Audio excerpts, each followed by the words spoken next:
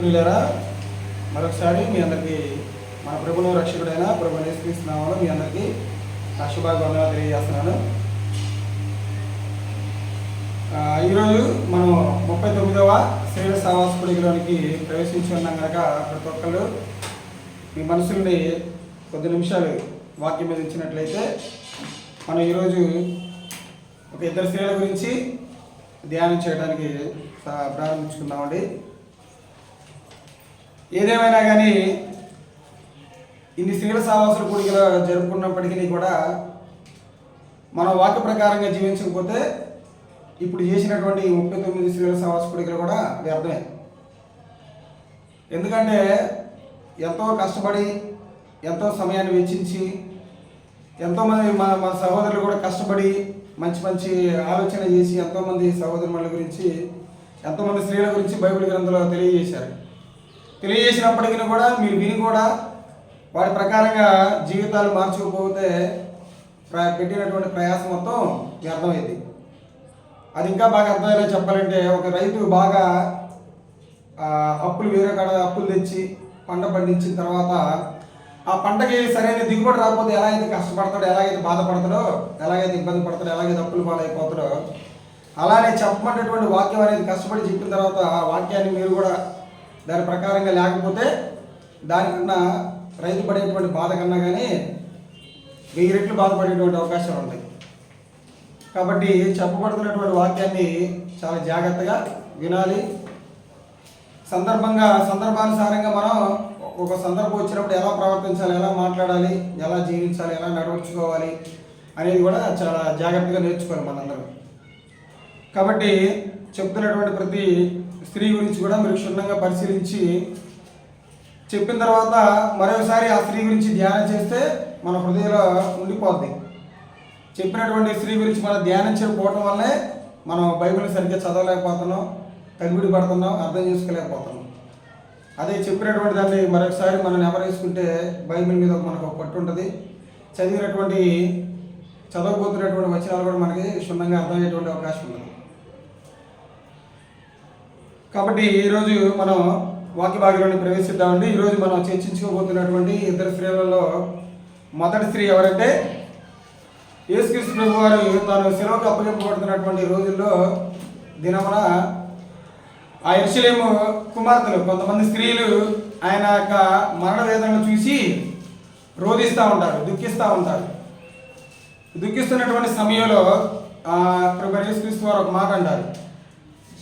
ఎందుకంటే చూద్దాం, ఆ మాట చూద్దాం. మొదటిగా లూకాసు వార్త తీయండి ఒకసారి. లూకాసు వార్త 23వ అధ్యాయం 27, 28, 27, 28. గొప్ప జన సమూహమును ఆయనను గూర్చి రొమ్ము కొట్టుకొనుచు దుఃఖించుచున్న చాలా మంది స్త్రీలను ఆయనను వెంబడించారంట. ఆయన మరణ దినాలు ఇంకా మరణించబోతున్నాడు. రోమా సైనికుల చేతులు ఆయన తన మరణాన్ని చవి చూడబోతున్నటువంటి సమయంలో ఆయన యొక్క మరణాన్ని చూసినటువంటి అక్కడ ఉన్నటువంటి స్త్రీలు ఏం చేస్తున్నారంటే దుఃఖిస్తూ ఉన్నారంట. చాలా మంది స్త్రీలు ఆ దుఃఖిస్తున్నటువంటి సమయంలో క్రీస్తు వారు ఏమన్నారు చూడండి ఒకసారి. యేసు వారి వైపు తిరిగి, యెరూషలేము కుమార్తెలారా, నా నిమిత్తము ఎవరి నిమిత్తం ఏడవద్దు అన్నాడు? క్రీస్తు నిమిత్తం ఎవరు, నా నిమిత్తం ఎవరు ఏడవమాకండి మీరు. ఎందుకంటే నేను వచ్చింది మీకోసమే, మీలాంటి వ్యక్తుల కోసం ప్రాణం పెట్టడానికే, మిమ్మల్ని రక్షించడానికే, మిమ్మల్ని ఆ పాపంలో ఉన్నటువంటి ఊబిలో నుంచి మిమ్మల్ని బయటికి లాగడానికి నేను వచ్చి మీకోసం ప్రయాణం పెడుతున్నటువంటి నన్ను చూసి మీరు ఏడుస్తున్నారు. ఏంది? మీరు ఏడవకూడదు. ఎవరి నిమిత్తం మీరు ఏడవాలి, ఎవరి నిమిత్తం దుఃఖించాలని ఇక్కడ తెలియజేస్తున్నారంటే తర్వాత చెప్తారు చూడండి. ఎవరి గురించి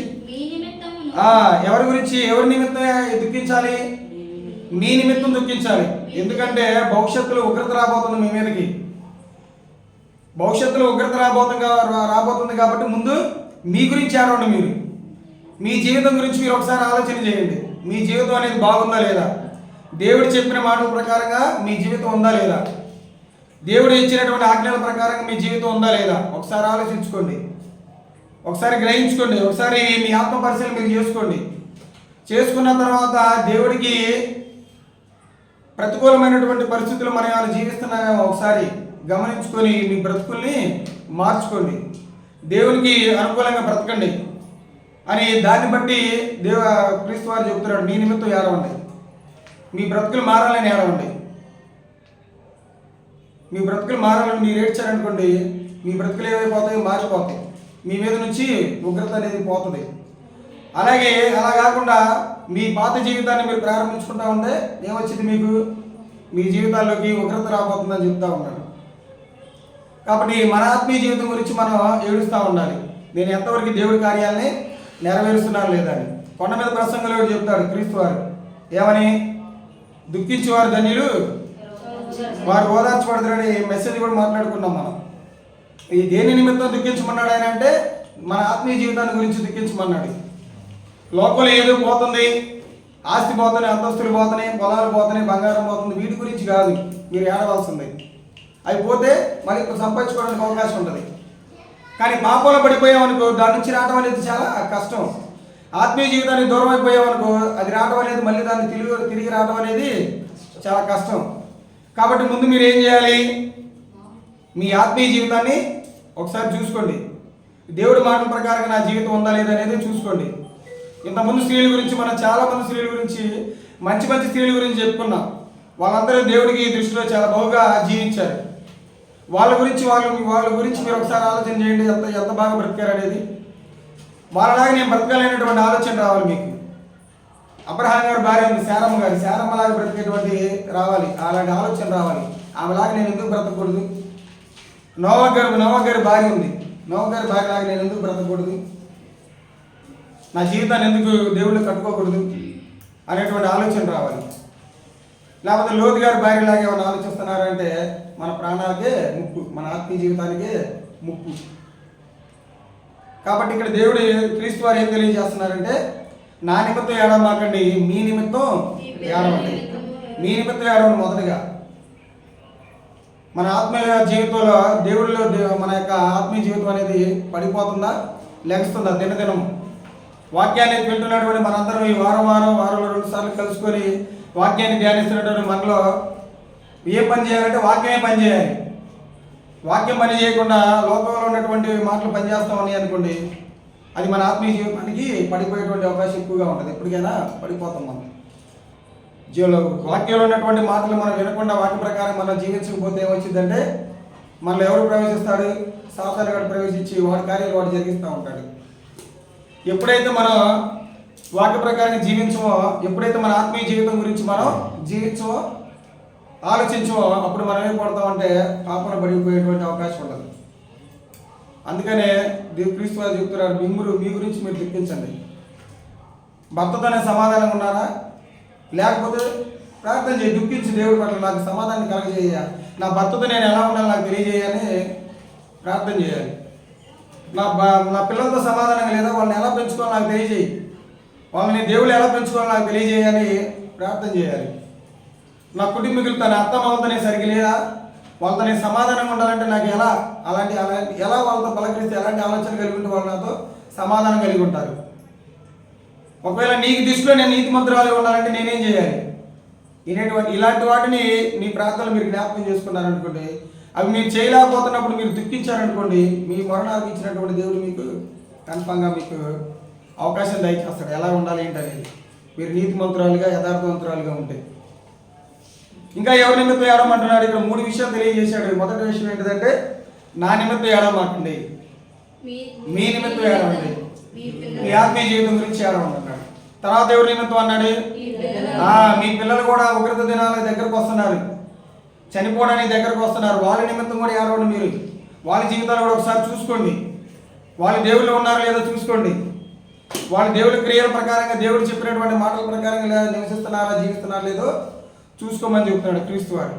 ఒకవేళ దేవుడు ఆజ్ఞల ప్రకారం వాళ్ళు జీవించట్లేదా, వాళ్ళ నడవడికి బాగలేదా, ఏం చేయాలి? మీరు తల్లిదండ్రులుగా ఉండి సరిచేయాలి వాళ్ళని.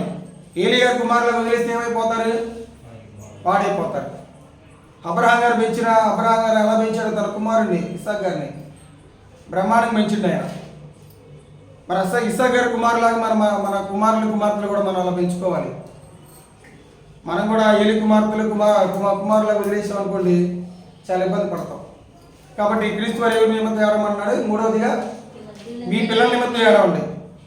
మీ పిల్లల నిమిత్తం ఏడవండి. వాళ్ళు ఎలా ఉన్నారనేది క్రీస్తు పాత నిబంధన గ్రంథంలో పిల్లలకి ఇది మీరు ఇలా పెంచండి అని నేను ఇచ్చినటువంటి ఆజ్ఞలను వాళ్ళకి ఎప్పుడెప్పుడు చెప్పమన్నాడు ఒకసారి చెప్తాడు చూడండి. ద్వితీయోపదేశకాండం 11వ అధ్యాయం. ద్వితీయోపదేశకాండం 11వ అధ్యాయం 18వ వచనంలో చూడండి.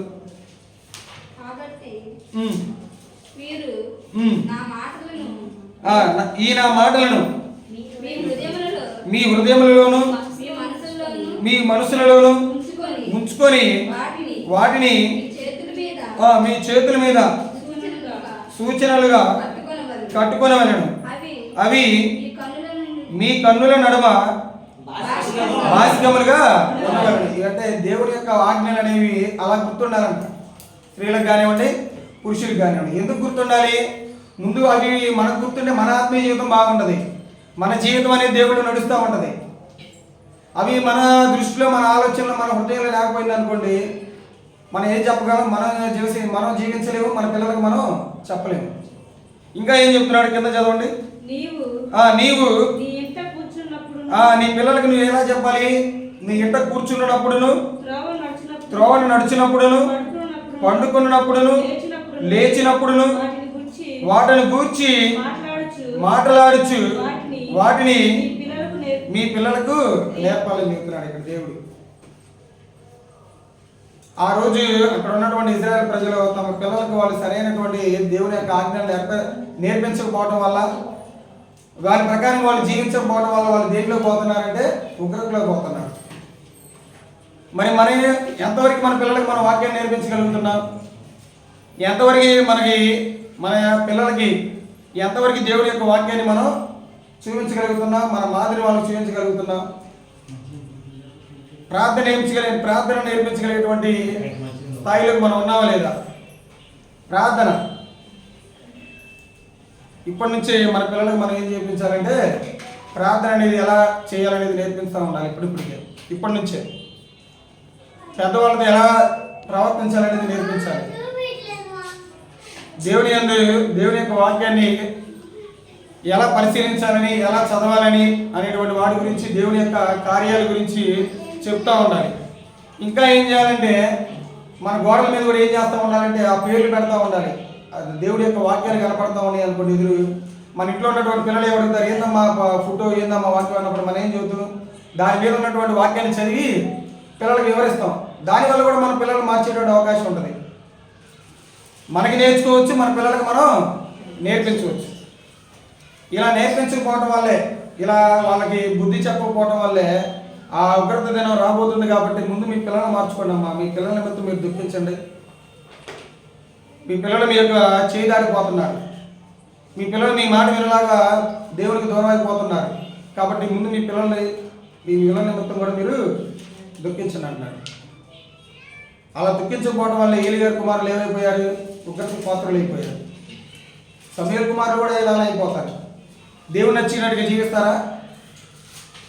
తండ్రులేమో దేవుడికి తగినట్టుగా నివసించారు. తనయులు ఏమైపోయారు? దేవునికి అవిధేయులుగా మిగిలిపోయారు. కానీ మన పిల్లల యొక్క జీవన విధానం అనేది అలా ఉండకూడదు. మన పిల్లలు కూడా మనం ఏం చేయాలంటే సమయం దొరికినప్పుడు దేవుని యొక్క వాక్యాన్ని నేర్పించే వారిలాగా ఉండాలి. మనం దేవుని యొక్క వాక్యాన్ని వివరించే వారిలాగా ఉండాలి. దేవుని యొక్క వాక్యాన్ని చెప్పేటువంటి వారిలాగా ఉండాలి. పెద్దలతో ఎలా ప్రవర్తించాలి, పిల్లలతో ఎలా ఉండాలి, సహోదరుల పిల్లల పక్కన ఇంటి పక్కన ఉన్న వాళ్ళతో ఎలా ఉండాలి అని మనందరం వాళ్ళకి ఇప్పటి నుంచి నేర్పిస్తూ ఉన్నాం అనుకోండి, వాళ్ళు పెద్ద అయిన తర్వాత మంచి స్థాయిలోకి ఉంటారు. వాళ్ళు ఇప్పుడు మనం గారాబం చేసి వాళ్ళకి కావాల్సిందల్లా అనేది వాళ్ళకి ఏదైనా అడిగినప్పుడు గోద చేసినప్పుడు మనం తెచ్చిస్తూ ఉన్నాం అనుకో, పెద్ద అయిన తర్వాత వాళ్ళు మన మాట వినరు. ఏకి మేకవుతారు. సామెత ఉందా ఉండదు కదా, మొక్క ఏమన్నది మానవులు. ఈ పిల్లలు పెరిగి పెద్ద అయిన తర్వాత వాళ్ళకి ఆ విధానంలోనే కొనసాగామనుకోండి, ఏది అడిగిందల్లా అది ఇస్తూ ఉండి గారాబం చేస్తా తెచ్చామనుకోండి, వాళ్ళు మన మాట వినరు. కాబట్టి యెరూషలేములో ఉన్నటువంటి ఆ స్త్రీలు కూడా క్రీస్తు వారు చెప్తున్నారు వాళ్ళకి, నా నిమిత్తం ఏడమాకండి, మీ నిమిత్తం ఏడవను మొదటిగా, తర్వాత మీ పిల్లల నిమిత్తం ఏమండి ఆ ఉగ్రత నుంచి మీరు మీ పిల్లల్ని ఇప్పటి నుంచైనా కాపాడుకోండి, ఇప్పటి నుంచైనా మీ పిల్లలకి దేవుడి వాక్యాన్ని తెలియజేయండి అని చెప్పాడు. కాబట్టి మనం కూడా మీరు కూడా ఆలోచించాల్సింది ఏంటంటే, ముందు మన ఆత్మీయ జీవితం బాగుందా లేదా, దేవుడికి అనుకూలంగా నేను జీవిస్తానా లేదా అని ఆలోచించాలి. తర్వాత నా కుటుంబం అనేది దేవుడిలో ఉందా లేదా, నా భర్త సరిగ్గా ఉన్నాడా లేదా, నా భార్య సరిగ్గా ఉందా లేదా, నా పిల్లలు సరిగ్గా ఉన్నాడా లేదా అనేది ఎప్పటికప్పుడు మనం గమనించుకుంటూ ఉండాలి. తర్వాత సమాజంలో ఉన్నటువంటి వాళ్ళ గురించి మనం ఆలోచన చేయాలి. అది తర్వాత ఇంకొక స్త్రీగా మనం మాట్లాడుకోగలిగినట్లయితే మత్తయి సువార్త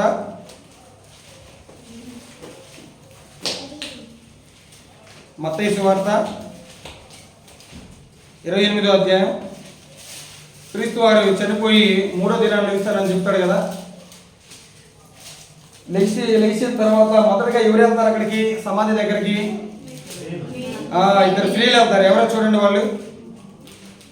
28 కాడ నుంచి 28 మొదటి వచనం కాడ.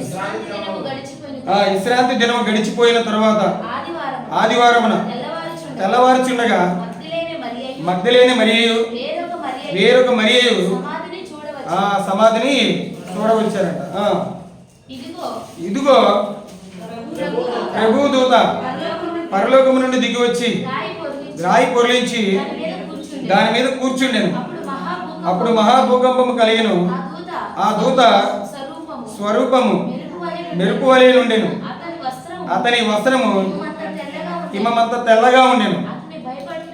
అతనికి భయపడుట వలన కావలి వారు ఉనికి చచ్చిన వారి వలె నుండిరి.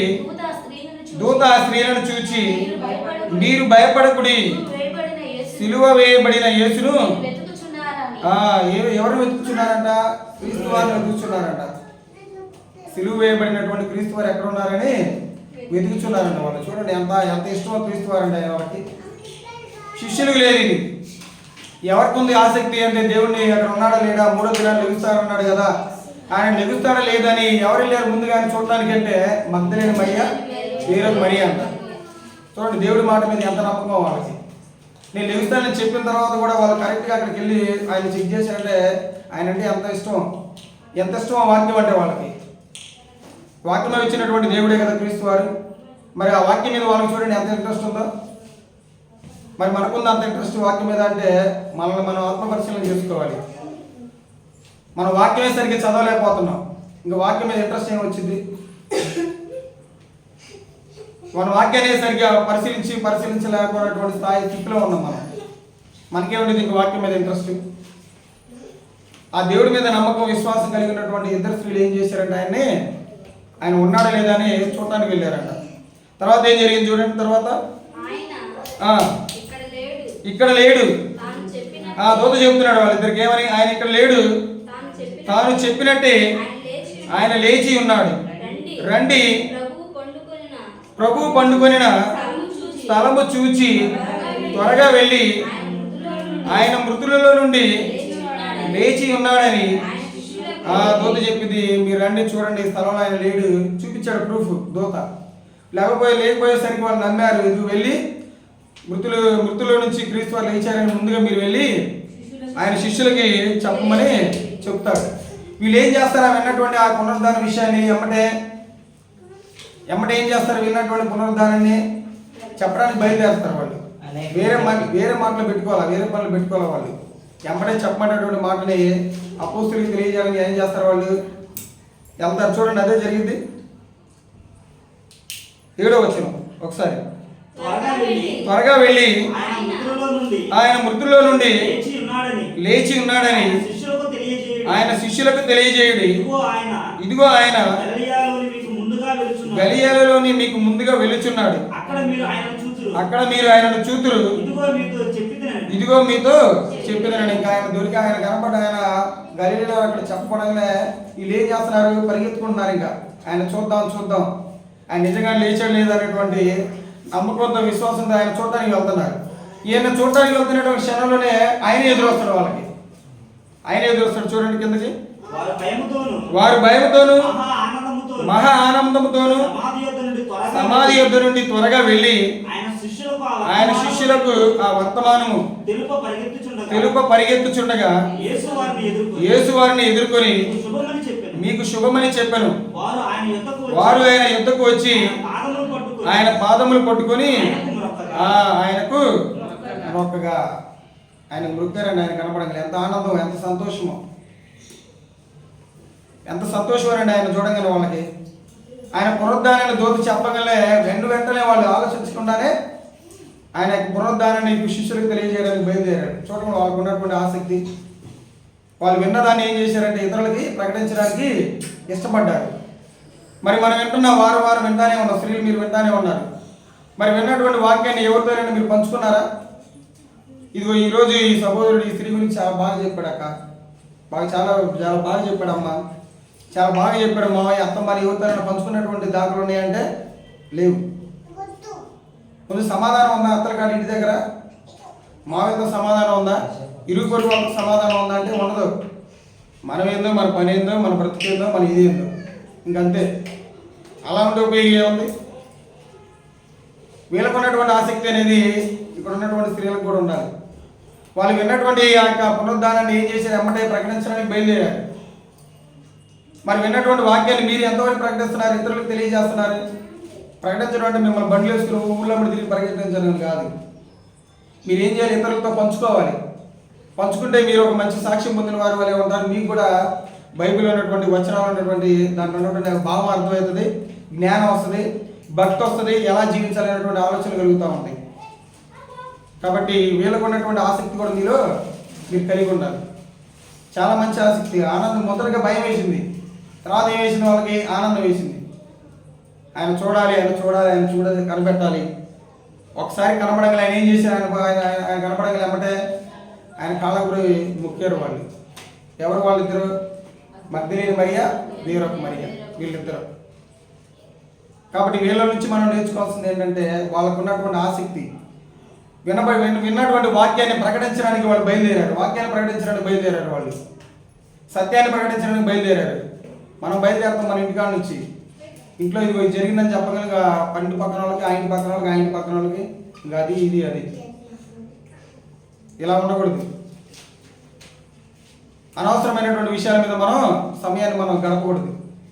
మన పనులు మనం చేసుకుంటానే ఉండాలి. సమయం దొరికినప్పుడు మనం ఏం చేస్తూ ఉండాలంటే దేని మీద ఉండాలని ఆసక్తి అంటే బైబిల్ మీదే. బైబిల్ ధ్యానించి బైబిల్ చదివేటువంటి దాని మీదే మన ఆసక్తి అనేది ఉండాలి. అలా ఉంటేనే మన జీవితాలు బాగుంటాయి, మన కుటుంబం బాగుంటుంది, మనం దేవుని ద్వారా వచ్చేటువంటి ఆశీర్వాదాలకి వారసులుగా ఉంటాం. సమయం దొరికినప్పుడల్లా మనం వేరే వాళ్ళతో ముచ్చట్లు పెట్టుకున్నాం అనుకోండి, ముసలమ్మ ముచ్చట్లు, అప్పుడు ఏమైంది? ఆ ముసలమ్మ ముచ్చట్లు కాస్త పెరిగి ఏం జరిగింది? చివరికి వాళ్ళకి కూడా గొడవాడుకుంటూ ఉంటారు. సహోదరులు కూడా చెప్పారు, ఇంకా ఎవరి నోటు పడకూడదు, ఎవరి నోటు పడింది చివరికి ఆయన పునరుద్ధానం లేదంటే స్త్రీల నోటునే. ఇంకా వాళ్ళ నోటు పడితే ఆగిద్దా ఏదైనా కానీ? నర్సరాపేటలో చెబితే సత్తన పెళ్లి దాకా పడింది వాళ్ళు చెప్తే. కాబట్టి ఇక్కడ ఉన్నటువంటి ఇద్దరు స్త్రీల గురించి కూడా మీరు చాలా జాగ్రత్తగా ఆలోచించాలి. వాళ్ళకు ఉన్నటువంటి ఆసక్తి కూడా మీరు కలిగి ఉండాలి. వాక్యాన్ని విన్నటువంటి వెంటనే ఏం చేశారంటే వాళ్ళు ఆ యొక్క ప్రకటన తెలియజేయడానికి పరుగులు ఎత్తారు. మరి వాళ్ళకు ఉన్నటువంటి ఆసక్తి ఉందా అనేది మీరు కూడా ఆలోచించుకోవాలి. మొదటగా ఎవరి గురించి మాట్లాడుకున్నాం? యెరూషలేము కుమార్తెలు. వాళ్ళు ఏడుస్తున్నటువంటి సమయంలో ఏం చెప్పారు క్రీస్తు వారు? నా నిమిత్తం ఏడమాకండమ్మా. ఎందుకు దేని నిమిత్తం దుఃఖించాలంటే మన ఆత్మీయ జీవితం గురించి. ఉగ్రత రాబోతుంది, మీ జీవితాలను మార్చుకోండి, దేవుళ్ళు కట్టుకోండి అని మీ నిమిత్తం ఏడమన్నాడు. తర్వాత ఎవరి నిమిత్తం దుఃఖించమన్నాడు? మీ పిల్లల నిమిత్తం దుఃఖించమన్నాడు. మీ పిల్లలు కూడా ఉగ్రతకి దగ్గరలో ఉన్నారు. వాళ్ళు కూడా దేవుడికి వాళ్ళ ఆజ్ఞల ప్రకారంగా జీవించట్లా, దేవుడు ఇచ్చినటువంటి ఆజ్ఞల ప్రకారంగా జీవించట్లా. వాళ్ళలో వాక్యం లేదు, దేవుడు అంటే భయం లేదు, భయభక్తులు లేవు. కాబట్టి వాళ్ళకు కూడా మీరు ఈ భయభక్తులు నేర్పించాలి పిల్లలకి. వాళ్ళు బాగుపడాలి, వాళ్ళు మారాలని మీరు ఏడండి వాళ్ళ నిమిత్తం. ఎప్పుడైనా ఏడ్చారు మీ జీవితంలో? ఎవరి గురించి అయినా కానీ, ఎవరి గురించి అయినా కానీ ప్రార్థనలో? నా భర్త కానివ్వండి, నా అమ్మ కానివ్వండి, మా నాన్న కానివ్వండి, దేని నిమిత్తం ఏడుతావు అంటే రోగాన్ని పడినప్పుడు, హాస్పిటల్ ఉన్నప్పుడు ఏడుతావు. అయ్యా మా నాన్న తొందరగా రావాలి హాస్పిటల్ నుంచి, అవునా కదా?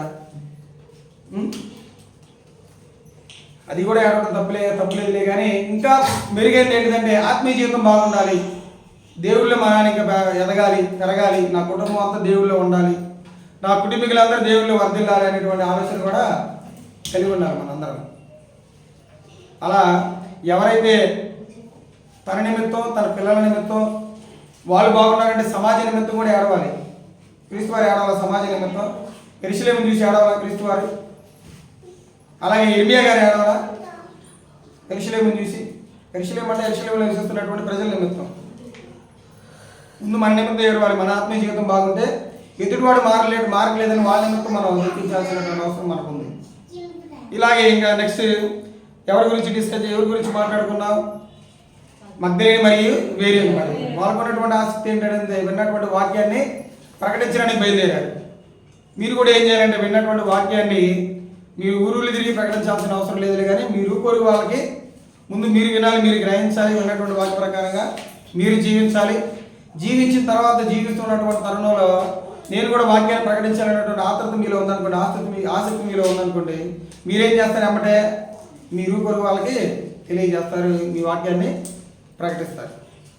కాబట్టి చెప్పమనేటువంటి వాక్య ప్రకారంగా ఇతర స్త్రీలు ఎవరైతే ఉన్నారో వాళ్ళ ప్రకారంగా వాక్యాన్ని మన జీవితం గురించి దుఃఖిస్తూ, మన పిల్లల నిమిత్తం కూడా మారాలని దుఃఖిస్తూ, ఒకవేళ బాగోలేకపోతే, బాగుంటే వెళ్ళండి, బాగా ఇబ్బంది లేదు, బాగోకపోతే ట్రాక్ ఏమైనా తప్పుతూ ఉంటాయి. అలాగే ఈ స్త్రీల గురించి మనం నేర్చుకోవాల్సింది ఏంటంటే వాళ్ళకు ఉన్నటువంటి ఆసక్తి మనకు కూడా ఉండాలి. ఆ స్త్రీలకు ఉన్నటువంటి ఆసక్తి కూడా మీకు ఉండాలి. వాక్యాన్ని విని దాన్ని ప్రకటించే వారి వల్ల ఉండాలని మనస్ఫూర్తిగా కోరుకుంటూ నా చిన్న మాటలను ముగిస్తూ మీ అందరికీ ఇప్పటివరకు మీ అందరికీ విన్నటువంటి మీ అందరికీ యేసుక్రీస్తు నామములో మీ అందరికీ నా హృదయపూర్వక వందనాలు.